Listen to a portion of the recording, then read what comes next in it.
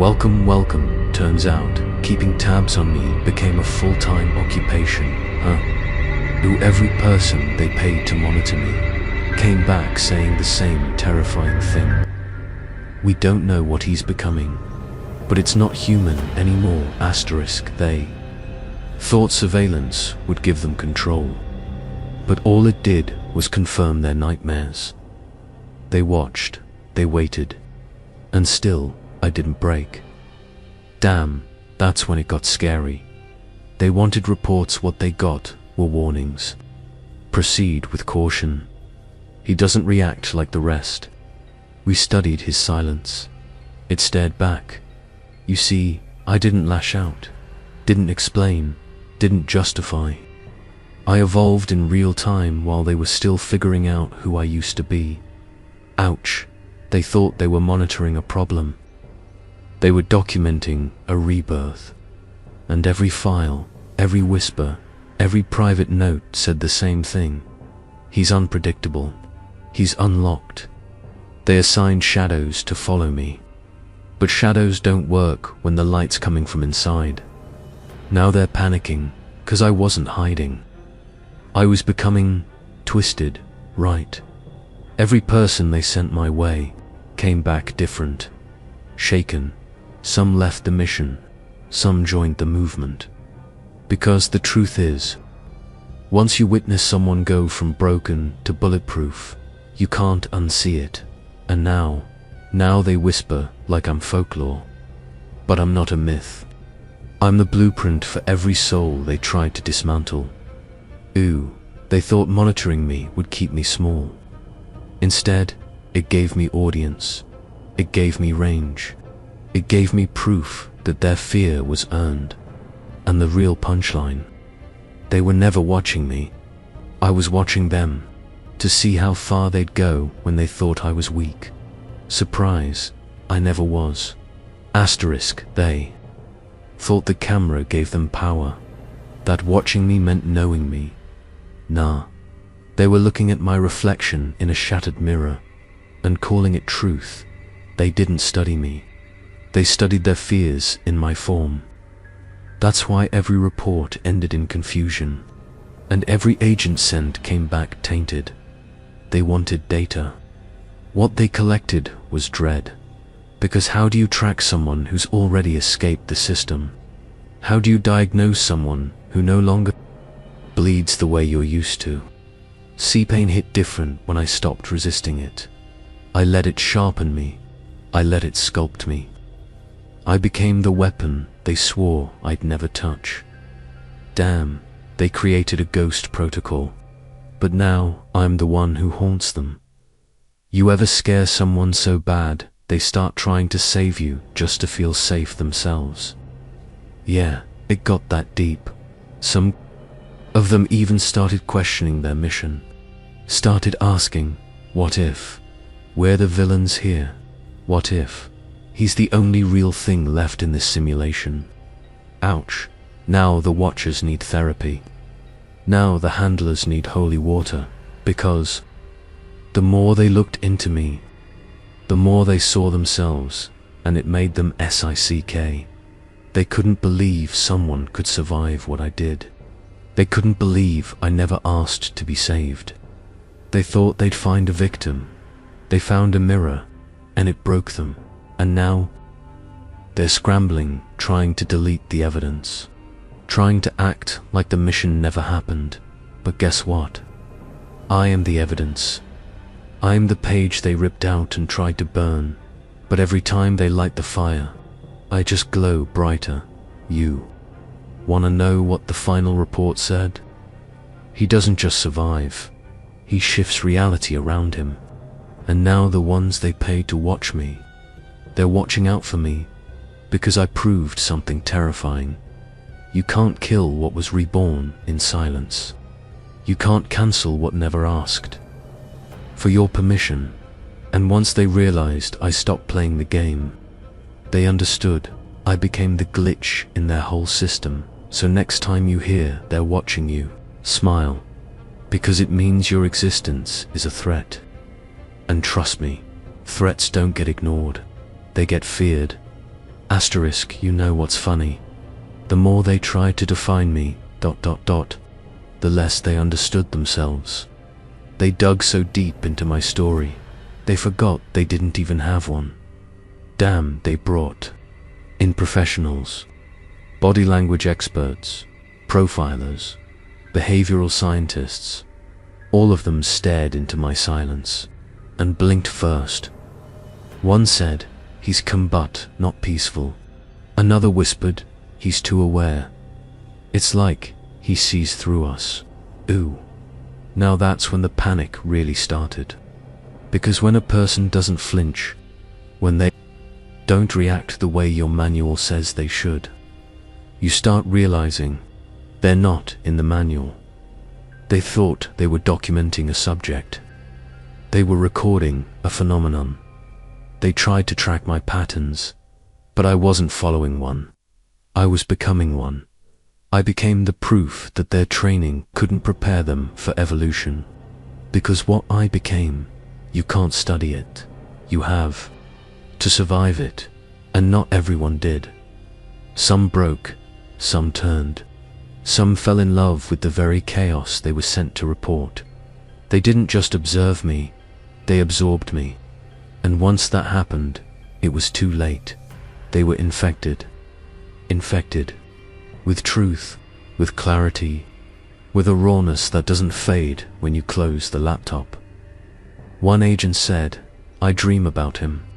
Another said, "He doesn't speak much, but it's like his presence talks." And someone else, she wrote one line in her final file, "He made me question who I am." Ouch. They didn't just fail to monitor me. They walked away monitored by me, because I noticed them, too. I noticed the cracks behind their posture, the tremble in their loyalty, the way they watched me like they were jealous of what they could never be. See, deep down, every one of them wanted what I had. That stillness under pressure, that rage turned into strategy, that soul they couldn't corrupt. And now they're quiet, because silence is the only defense left. When you realize the subject has become the author, and baby, I'm writing in ink they can't erase. So next time someone tells you they're watching you, tell them, "Good. I hope you're taking notes." Because this blueprint ain't in your database. It was written in fire. It was signed in scars. And it only speaks one language. Survive, then reinvent. Asterisk, they tried to monitor a ghost, but ended up provoking a storm. You can't chart someone who doesn't follow gravity. You can't label someone who burned the whole filing system. They said, "He doesn't act out." No, I act beyond. Because when you've been broken in silence, you learn to build without witnesses. You learn to sharpen in the dark. You learn to heal without applause. That's what terrifies them most. Not what I say, but what I withhold. They don't know what I'm thinking. And that's the threat. Because I've turned unpredictability into a superpower. I've weaponized my patience. I've turned waiting into warfare. They placed me under surveillance. Now they're under self-investigation because I exposed something that sometimes the one being watched is the most awake person in the entire room. Ooh, that burns, doesn't it? They thought I was asleep while they took notes. But I was studying them like a final exam, and guess what? I passed. They flinched, the ones they paid to monitor me. Now they sit in silence, questioning their reality, replaying every moment, asking, was I supposed to feel inspired or warned? And that's the twisted part. I was never their enemy. I was their mirror, and I reflected everything they tried to bury. They wanted to catch me slipping, but I don't slip. I slide through cracks. I move like consequence. I exist like karma in human form. They used to say, "He's dangerous." Now they whisper, He's necessary, because in a world full of cowards with power, I stood still and called it what it was, and they felt it, every single one of them. Not because I screamed, but because I stood there unbroken, and that alone is a revolution. So let them keep watching, because by the time they realize what I've become, they'll need protection from the story they tried to erase. Asterisk, they thought tracking my movements would reveal my weakness, but every step I took led further away from their understanding. They had my location, but never my mind. They studied my habits, but never grasped my intention. Damn, you ever watch someone walk into the fire they were supposed to avoid? That's what I did, and I didn't scream. I smiled because I wanted to burn so they could see what rising looks like. They expected chaos, but what they got was control. My kind of control, quiet, focused, precise. I don't make noise to feel powerful. I make decisions that echo without volume, and that's what shattered them. Not a war cry, not a tantrum, but the sound of a man who no longer fears being misunderstood. Ooh, that silence. It's not peace, it's preparation. See, while they watched, I was evolving layer by layer, scar by scar. I became the thing their psychology books don't cover, because there's no protocol for someone who turns observation into ammunition. They thought they were reading me. Nah, I was rewriting the narrative while they were still decoding the preface, and now the data they collected, it's contaminated because they stopped studying me objectively and started feeling what I made them feel: uneasy, unsettled, uncontrolled. They say power is the ability to influence behavior. Guess what? I changed theirs without speaking a word. That's lethal, that's rare. That's why they tried to bury it, and now they have a folder full of anomalies. They sit in meetings, trying to explain what I am, while I'm out here becoming something new, something they don't have a name for, something that doesn't require validation, something that doesn't need to be seen, because it's already been felt. Every camera that watched me wasn't security. It was a front row seat to a resurrection. They came expecting a case file, they left with a confession. They realized Teletai wasn't the subject. I was the lesson. And now they're not watching to contain me. They're watching to understand how I escaped everything they never could. They archived every word I spoke, logged every silence like it meant something. Ooh, and it did. Because silence from me isn't absence, it's strategy. They didn't realize every moment I said nothing was me taking something back: my power, my narrative, my name. And now that silence is louder than anything they've got on tape. Damn, they try to predict my next move like I'm playing by rules. I burned the rulebook, then learned to move like smoke. No shape, no sound, no warning, they thought. I was stuck in survival mode. Wrong, I've been in surgical mode. Calculating, precise, unapologetic. They labeled me cold. But cold doesn't flinch. Cold remembers everything. Cold outlasts fire. They watched me thinking I'd unravel. But the longer they stared, the more they saw a man who stopped trying to be understood and started becoming unforgettable. The truth is, they weren't watching me for data. They were watching to see if I'd break like they did. They needed to know, is it possible to go through hell and come out looking like he does? Because deep down, they weren't afraid of me losing, they were afraid of me winning. And not the kind of win with applause.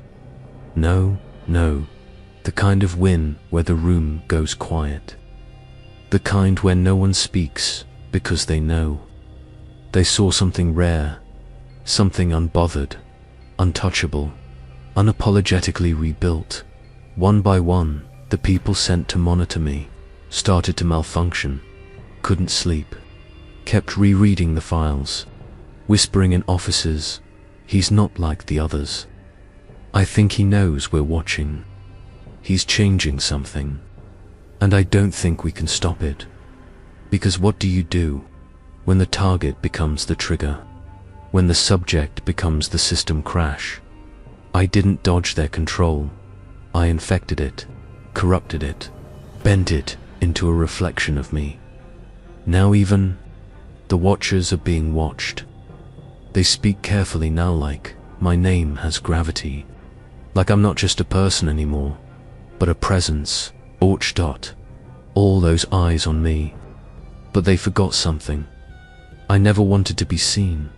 I wanted to be remembered. Asterisk, you know what I became. The one outcome they didn't simulate, their system accounted for rebellion, collapse, even revenge. But not this, not someone who didn't want to fight back, but evolve beyond the need to damn. They designed control based on emotion, anger, grief, rage. But what happens when none of that works? What happens when the subject doesn't break? He mutates. That's what scared them most. Because I wasn't loud, I wasn't reckless, I wasn't seeking approval, justice, or chaos. I was just done playing human. And when someone's done playing human, there's nothing left to threaten. So they started rewriting the reports, started watering it down, phrasing it like unclear behavioral motivation, detached yet unnervingly focused, shows signs of advanced inner architecture. What does that even mean? They didn't know, but they felt it. The same way you feel a storm before it hits. Because I wasn't giving them behavior, I was giving them frequency. And the deeper they listened, the more their own stability started to crack. Ooh, yeah. It reached that point where the observers became the observed, where analysis turned into obsession. I stopped being a file. I became a theory, something they debated in closed rooms, something they couldn't define, only describe. And you know what happens next, right? The system starts to glitch. One analyst resigned. One started sending anonymous messages. One went completely off-grid, vanished. They called it burnout. But I know what it really was. Contact with truth. And truth, my friend, doesn't play nice. They trained for chaos but not clarity. They prepared for resistance but not resonance. And when they stared at me too long, they saw their own masks slipping, because deep down they knew they weren't monitoring a threat. They were witnessing a future, one they weren't built for, one they'll never be ready to contain. And now my name gets whispered like a warning. My image gets blurred in their own internal archives. They label it sensitive material, because even seeing me changes people. I didn't just survive the system, I reversed it. I turned their cameras into mirrors, their scripts into confessions, their structure into static. And when they finally realized that what they feared wasn't what I could do, but what I'd already done, that's when the reports stopped. Not because they understood me, but because they finally accepted you. Don't write the ending to a story like this. You just hope it forgets your name, asterisk. So now the files sit untouched, sealed, restricted, labeled, classified, exposure risk. But the truth, they're not protecting the public from me. They're protecting the illusion from collapsing. Because once you know someone like me exists, you stop believing in their rules. They don't fear my actions. They fear my existence. Because I don't represent rebellion. I represent what happens. After it, no slogans, no speeches, just proof that you can walk through the fire and come out wearing it. So let them watch, let them whisper, let them redact and erase and pretend it never happened. But you and I, we know the truth. They didn't monitor me. They documented a prophecy, and now, every time they look into the system, every time they access those reports, every time they hear silence where a warning should be, they remember. He was real. He saw us. He left us changed, and some truths don't need closure. They just need to be felt, forever.